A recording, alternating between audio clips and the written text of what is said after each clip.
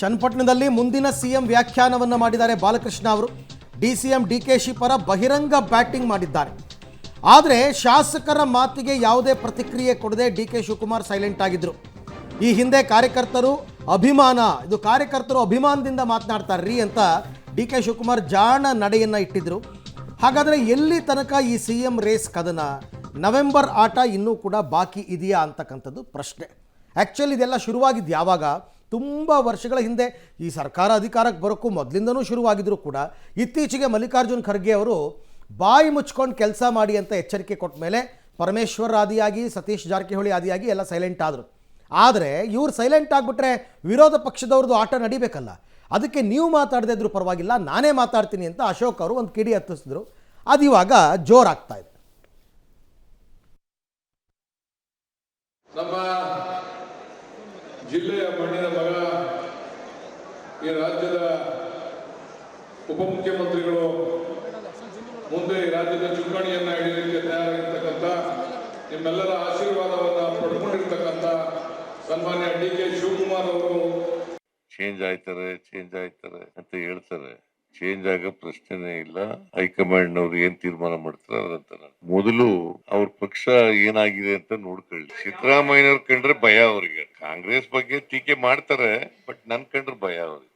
ನವೆಂಬರ್ಗೆ ಈ musical chair ಅವತ್ತು vigil ಬರ್ತೈತೆ. ಮ್ಯೂಸಿಕಲ್ ಚೇರ್ ಅಲ್ಲಿ ವಿಜಿಲ್ ಹಾಕಿದಾಗ ಟಕ್ ಅಂತ ಕೂತ್ಕೊಂಡ್ಬಿಡ್ಬೇಕು. ಆಗ್ಲೇ ಡಿ ಕೆ ಶಿವಕುಮಾರ್ ಒದ್ದು ಕಿತ್ಕೊಂತೀನಿ ಅಂತ ಅಸೆಂಬ್ಲಿಯಲ್ಲಿ ನನ್ನ ಮುಂದೆನೆ ಹೇಳಿದ್ದಾರೆ.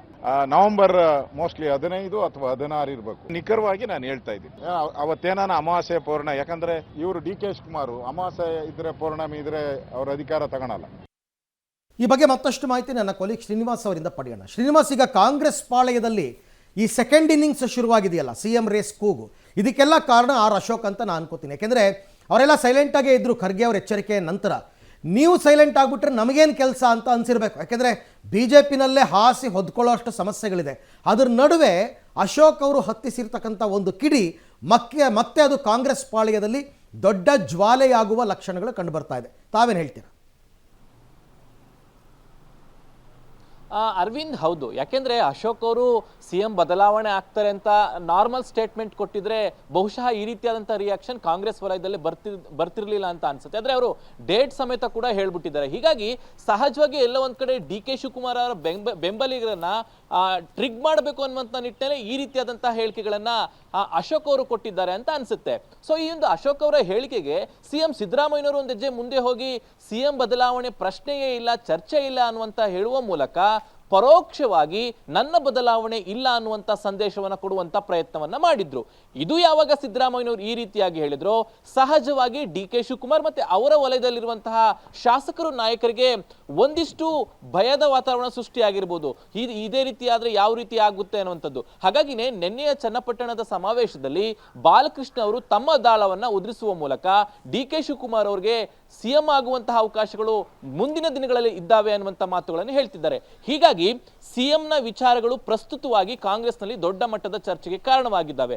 ಒಂದ್ ಕಡೆ ಡಿ ಕೆ ಶಿವಕುಮಾರ್ ಅವರು ಎಲ್ಲೂ ಕೂಡ ಮಾತನಾಡ್ತಿಲ್ಲ, ಅದು ಕಾರ್ಯಕರ್ತರ ಅಭಿಮಾನ ಮೇಲೆ ಹೇಳ್ತಾರೆ ಅನ್ನುವಂಥದ್ದು. ಅವರು ಸೈಲೆಂಟ್ ಆಗಿತ್ಕೊಂಡು ಹೈಕಮಾಂಡ್ ಎಲ್ಲವನ್ನ ನೋಡ್ಕೊಳ್ಳುತ್ತೆ ಅನ್ನುವಂತಹ ಸೈಲೆಂಟ್ ದಾಳವನ್ನ ಉಳಿಸ್ತಾ ಇದ್ದಾರೆ.